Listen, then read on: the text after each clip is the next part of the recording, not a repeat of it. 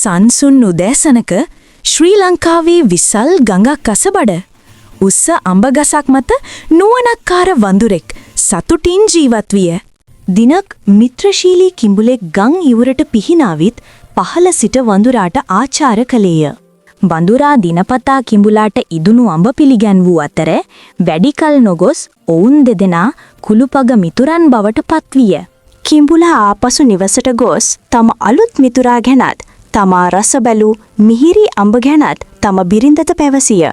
එහෙත් කිඹුලු බිරිඳ ඊර්ෂ්‍යා සහගත වූ අතර අඹ මෙන්ම වඳුරාගේ හදවතද මිහිරි විය යුතුයයි විශ්වාස කරමින් එය කෑමට ඉල්ලා සිටියාය.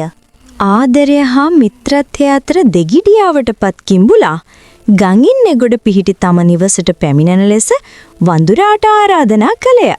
දිදුලන ගංගාව හරහා යන වික්‍රමාන්විත ගමනකට සූදානමින් වඳුරා කිඹුලාගේ පිටමතට නැංගේය.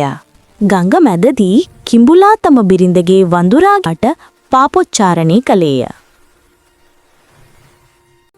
ක්ෂණික නුවණැති වඳුරා තමාගේ හදවත අඹගස මත තබා ආබව මවාපා එය රැගෙන ඊමට ආපසු යන ලෙස ඉල්ලා සිටියේය. ඔවුන් ගම් ඉබුරට ළඟා වී වහාම වඳුරා කිඹුලාගේ පිටෙන් පැන වේගයෙන් අඹගසට නැගගත්තේය.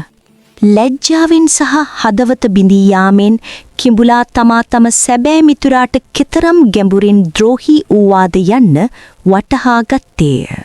එදින සිට වඳුරා සැබෑ මිත්‍රත්වය කිසිවිටකත් තණ්හාව සමග මිශ්‍ර නොකළ යුතු බව සිහි තබා ගනිමින් කල්පනාකාරීව එහෙත් කරුණාවන්තව කල් ගෙවිය.